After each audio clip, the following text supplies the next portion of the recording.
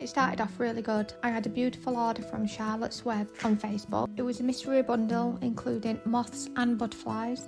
And I just figured this was my time to actually raise a butterfly. I've never done it before. I've done lots of research into it and I figured I've raised moths before, so it can't be too much different. Although I know they need quite a lot of humidity, and so I thought I was prepared for that. It's the first time having any moths or butterflies this year. I've had a little bit of a break, but I wanted to get back into it and this was my perfect opportunity. The first thing I had to do was try and hang the butterflies up with thread.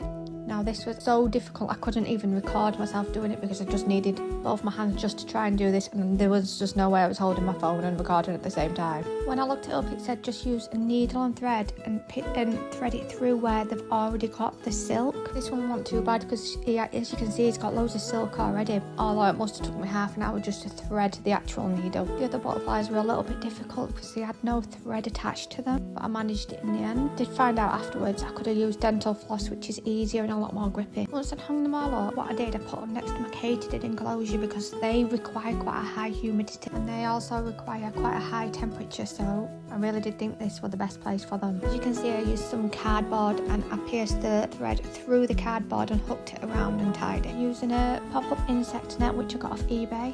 This one's a size medium. 2 days later, I noticed one had hatched. Can't even describe how excited I was for this. My first ever butterfly. It's hatched perfectly as well, so I'm absolutely over the moon. I checked on the others and they seemed to be showing some colour, and I figured that they'd be hatching any time now. After waiting another few days, I checked back on them and noticed that there was lightweight, they lost the colour, and they seemed very dry. The humidity must have dropped and maybe the temperature must have dropped too, but this is honestly so disappointing. I still have this beautiful butterfly, and what I need to do is make sure I can keep the humidity and the warmth correct for him.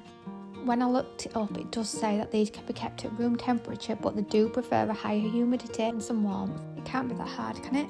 Right, there's a few mistakes that I made, but firstly, let's see if we can handle her and feed her.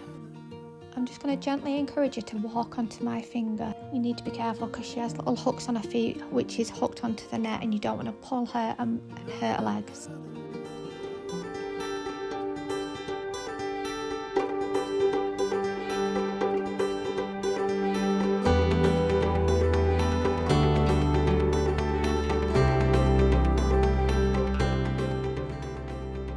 Spoke about my fears before on my channel, but it were mainly moths, bees, spiders and things like that. I wasn't too afraid of butterflies, and I think it's because they just look so delicate, whereas moths, I always pictured them as these big huge things that flew out, and of course that's not true. Moths are absolutely gorgeous, but it's so nice to actually be handling a butterfly. You can barely feel them crawling on you because they're so lightweight. This butterfly can live for around a month. She'll feed on fruit and sugar water.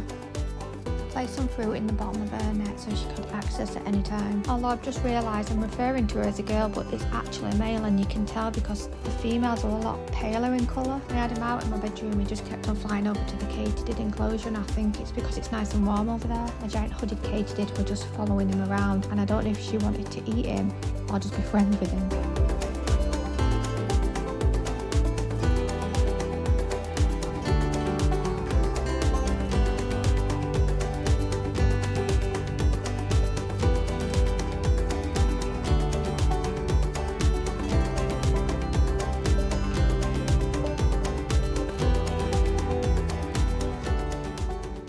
I'm going to attempt to feed him, and I'm going to be using a sugar water solution. I used 1 part sugar to 10 parts water, which is what it said to do when I googled it. As soon as I put him down, he started feeding from it straight away. I didn't have to do anything, he was able to do it all on his own. I'm using a 3D printed dish which was made for me, and I'll tag the person in my description below. And to clean it, I just soak it in hot soapy water. It does clean really well, even though there's a lot of little ridges, so don't worry. He was feeding for about 30 seconds before he rolled his proboscis up, and he seemed to enjoy it. If I ever raise butterflies again, what I'll do, I'll heat the water up and I'll dissolve the sugar that way, and I think that's going to be a better technique to use. Also, I've read to add cotton balls and the sugar water will soak up and the butterflies can just feed from there. I also noticed the butterfly were feeding from the banana at one point too. But unfortunately, a week after he hatched, I actually found him on the bottom of the enclosure. And it's just another blow because I was hoping he'd live for at least a month. So again, I've obviously not done something right. The humidity must have been too low, or the temperature of the room could have been too low as well. I did try feed him again and he had a little bit, but unfortunately it did pass not long afterwards. Next time I'll have to make sure I wrap the net in cling film or something like that, just to try and keep the humidity in, which is what another breeder had suggested I should do. I decided to give it one more go and I ordered some more.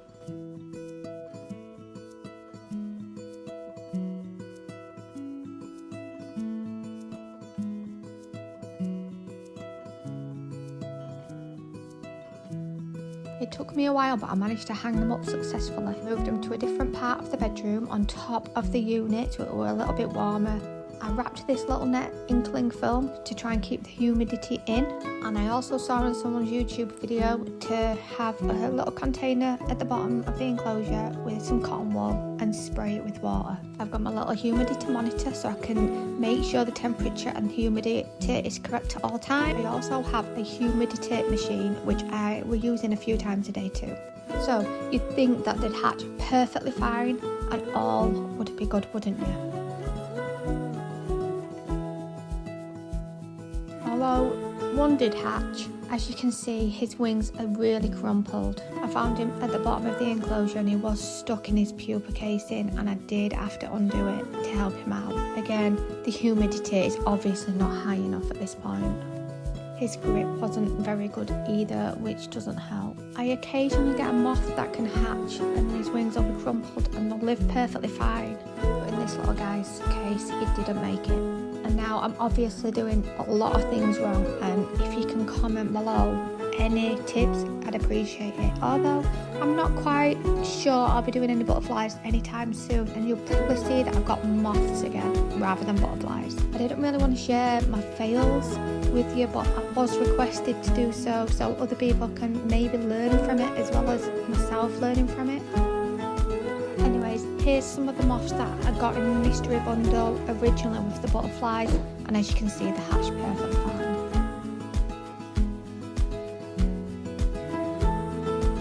If you like my content, please subscribe, and hopefully you'll see a lot more moths and jumping spiders throughout the year.